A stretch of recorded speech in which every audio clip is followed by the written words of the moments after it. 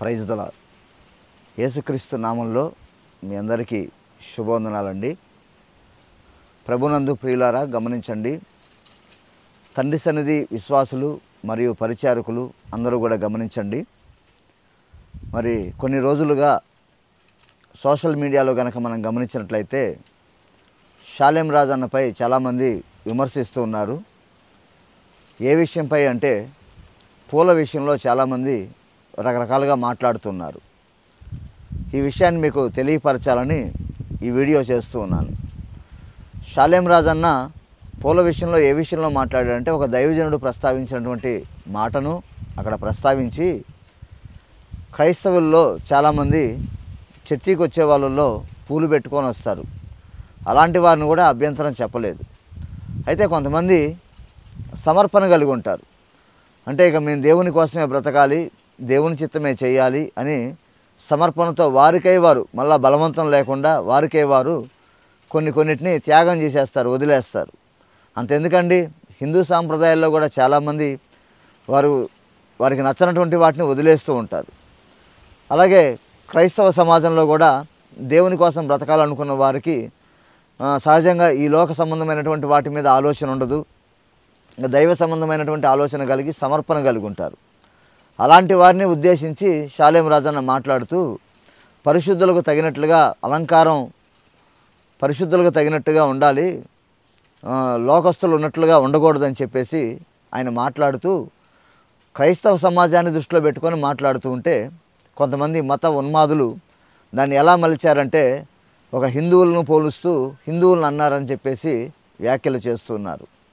బాగా గమనించండి ప్రియులారా, ఇది క్రైస్తవులకు సంబంధించినటువంటి విషయం. క్రైస్తవుల్లో కూడా అందరికీ సంబంధించినటువంటి విషయం కాదు, విశ్వాసులకు కాదు. ఎవరైతే సమర్పణ కలిగి ఉంటారో, దేవుని కోసం తమ జీవితాన్ని అప్పగించుకొని పరిశుద్ధంగా బ్రతకాలి అనుకుంటారో, వారికి సంబంధించినటువంటి ఈ మాటను అందరికీ ఆపాదిస్తూ, హిందువులకి ముస్లిమ్స్కి అందరికీ ఆపాదిస్తూ అసలు పూలు పెట్టుకోవటమే తప్పన్నట్లు మాట్లాడారన్నట్టుగా వ్యాఖ్యానిస్తున్నారు చాలామంది. అయితే బాగా గమనించండి, ఎప్పుడూ కూడా దైవజనుడు షాలేం అన్న స్త్రీలను కించపరచడండి. ఒకవేళ నిజంగా అలా కించపరిచేటట్లయితే ఈరోజు మరి దేవుని సన్నిధిలో, తండ్రి సన్నిధి పరిచర్లో చాలామంది స్త్రీలే ఎక్కువగా ఉన్నారు. నిజంగా అలా కించపరిచేవాడైతే అంతమంది ప్రజలు ఉంటారా? ఆలోచించండి. అంతేకాదు, అనేక మంది హిందువులు కూడా షాలేం రాజు అన్న దగ్గరికి వచ్చి వాళ్ళ సమస్యలు చెప్పుకొని ప్రార్థన చేయించుకుంటూ ఉంటారు. మరి నిజంగా దైవజనుడు అలాగా కించపరిచేటువంటి మాటలు మాట్లాడితే, ఆయన ఒక ఉన్నతమైనటువంటి వ్యక్తి అండి, ఉన్నతమైనటువంటి భావాలు కలిగినటువంటి వ్యక్తి, గౌరవనీయత కలిగినటువంటి వ్యక్తి. ఎలా పడితే అలా మాట్లాడు కదా. ఒక దైవజనుడు ప్రస్తావించినటువంటి మాటలను ప్రస్తావిస్తూ పరిశుద్ధులకు తగినట్టుగా ఉండాలని చెప్పి మాట్లాడుతున్నాడు. అది ఎవరంటే సమర్పణ కలిగి దేవుని కోసం బ్రతకాలనుకున్నటువంటి వారు ఇలా ఉండాలని చెప్పాడు. కానీ హిందూ స్త్రీలని కించపరిచినట్లుగా, వేరే రకంగా వాళ్ళని వక్రీకరించినట్లుగా కొంతమంది చిత్రీకరించి దైవజనుడిని తప్పుద్రోవ పట్టించాలని ఆయన మీద రకరకాల మాటలు మాట్లాడుతూ కొంతమంది వీడియోలు చేస్తున్నారు. అయితే నేను ప్రేమపూర్వకంగా తెలియపరుస్తున్నా, క్రైస్తవ సమాజమా గమనించండి, మత ఉన్మాదులు చెలరేగిపోతున్నారు. ఏ విధంగా అయినా సరే క్రైస్తవ్యాన్ని దెబ్బకొట్టాలని, క్రైస్తవ్యం లేకుండా చేయాలని రకరకాల తంత్రాలు పన్ని ఉన్నారు. మనం గమనించాలి. మనం గనక వాళ్ళ వీడియోలు చూస్తే బైబిల్ని దూషించారు చాలామంది. బైబిల్ మీద ఉచ్చబోయిండని చెప్పిన వాళ్ళు కొంతమంది ఉన్నారు. అంతేకాదు, పాస్టర్ల భార్యల మీద రకరకాల ఘాటుగా వ్యాఖ్యలు మాట్లాడినటువంటి కరుణాకర్ ఉన్నాడు. అసలు సేవకులందరినీ కూడా దూషణ పాలుగా మాట్లాడినటువంటి లలిత్ కుమార్ కానీ, ఇట్లా చాలామంది వక్రీకరించి మాట్లాడి భయంకరంగా దూషణ పాలుగా మాట్లాడినటువంటి వాళ్ళు ఉన్నారు. వాళ్ళ వీడియోస్లన్నీ కూడా డౌన్లోడ్ చేసి పెట్టుంచారు అందరూ క్రైస్తవులు. ఇప్పుడు అందరూ కేసులు పెట్టలేరా? అన్ని చోట్ల వాళ్ళ మీద కేసులు పెట్టచ్చు కంపల్సరీగా. నేను చెప్తున్నాను, ఏమీ లేని దాన్ని పట్టుకొని దైవజనుడి మీద ఇన్ని నేరారోపణలు చేస్తున్నారు. ఖచ్చితంగా మేము కూడా స్పందించి అన్ని చోట్ల కేసులు పెట్టామంటే ఖచ్చితంగా వాళ్ళు జైలు పాలు అవ్వాల్సిందే. వాళ్ళు చేసినటువంటి వ్యాఖ్యలు, వీడియోలు, పాస్టర్ల మీద రకరకాలుగా మాట్లాడినటువంటి, అసభ్యకరంగా మాట్లాడినటువంటి మాటలు ఉన్నాయి. పరువు నష్టపు దావా వేసి అందరం కనుక కేసులు పెట్టామంటే అందరూ కూడా జైలు పాలు అవ్వాల్సిందే.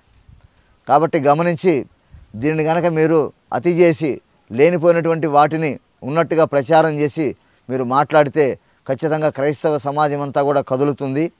ఖచ్చితంగా మీ మీద కూడా కేసులు పెడుతుంది. మీరు చేసినటువంటి వీడియోలన్నీ కూడా డౌన్లోడ్ చేసి ఉంచారు.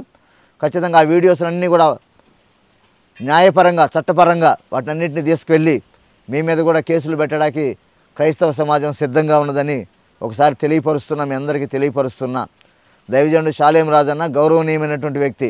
అసభ్యంగా మాట్లాడు, గౌరవం లేకుండా మాట్లాడు, స్త్రీలంటే వాళ్ళని మంచి అభిప్రాయంతోనే మాట్లాడతాడు. క్రైస్తవ సమాజం అంతేకాదు స్త్రీల సమాజం కూడా గమనించి ఎక్కడా కూడా అగౌరవంగా మాట్లాడడాన్ని గమనించి గౌరవనీయంగానే మాట్లాడతాడు. కాబట్టి ఈ విషయాన్ని అర్థం చేసుకోవాలని ప్రభు ప్రేమను బట్టి తెలియపరుస్తున్నాం. అంతేకాదండి, మనం కనుక గమనించినట్లయితే తిరుమల తిరుపతి దేవస్థానానికి చెందినటువంటి మరి పూజారులు ఎవరైతే ఉన్నారో వాళ్ళు ఏం చెప్తారు అంటే, వాళ్ళు తిరుపతికి వచ్చేటప్పుడు విరబూసుకొని పూలు పెట్టుకొని రాకూడదు, ఎలా పడితే అలా రాకూడదు అని వాళ్ళు కూడా వ్యాఖ్యానించారు. మహిళలు కూడా విశేష పర్వదినాల్లో ఏ విధంగా అయితే వారి సాంప్రదాయ దుస్తులు ధరిస్తారు, చీర కట్టు బొట్టు విషయాలలో వారి కుటుంబంలో ఉండే పండుగలు పర్వదినాల్లో ఏ విధంగా అయితే ఉంటారో ఆ విధంగానే శుభ్రంగా తలారా స్నానం చేసి స్వామివారిని దర్శించుకోవడానికి సాంప్రదాయ దుస్తులతో ఆలయానికి వేంచేయాలి.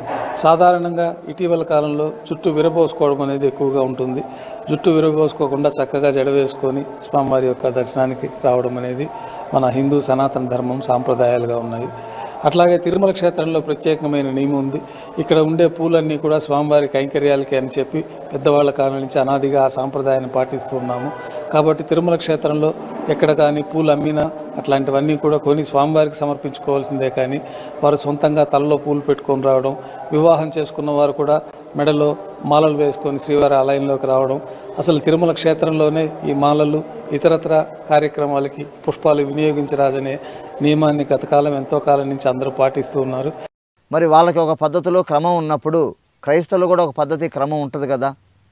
అంటే పూలు పెట్టుకున్న వాళ్ళందరినీ తప్పుబట్టలేదు. పూలు పెట్టుకునే వాళ్ళు భక్తులు పెట్టుకుంటారు, లోక సంబంధంగా కొంతమంది రకరకాలుగా ఉండేటువంటి ఆలోచన కలిగినటువంటి వాళ్ళు కూడా పెట్టుకుంటారు. అయితే క్రైస్తవ సమాజంలో సేవకుడు చెప్పే మాట ఏంటంటే, ఇతరులకి ఆకర్షణీయంగా ఉండవద్దు, నీ భర్తకు మాత్రమే నువ్వు ఆకర్షణీయంగా ఉండాలి అని చెప్పేసి బోధ చేస్తూ దైవజనులు చెబుతారు. అంతేకాదు సమర్పణ కలిగినటువంటి వారిని ప్రత్యేకంగా మీరు ఉండాలని చెప్పి చెప్తారు, కానీ బలవంతంగా ఏది కూడా చెప్పరు. కాబట్టి ఈ విషయాన్ని గమనించి మీరందరూ కూడా మరి దైవజనుడు చెప్పినటువంటి మాటను వక్రీకరించి మాట్లాడేటువంటి వారి విషయంలో మీరు జాగ్రత్త పడండి. వాళ్ళు కేవలం క్రైస్తవ్యాన్ని దెబ్బతీయాలనేటువంటి విషయాన్నే వాళ్ళు ఆలోచించి ఇలాంటి వ్యాఖ్యలు చేస్తుంటారు. ఈ విషయాలు గమనించండి. అందరికీ వందనాలు. Praise lord.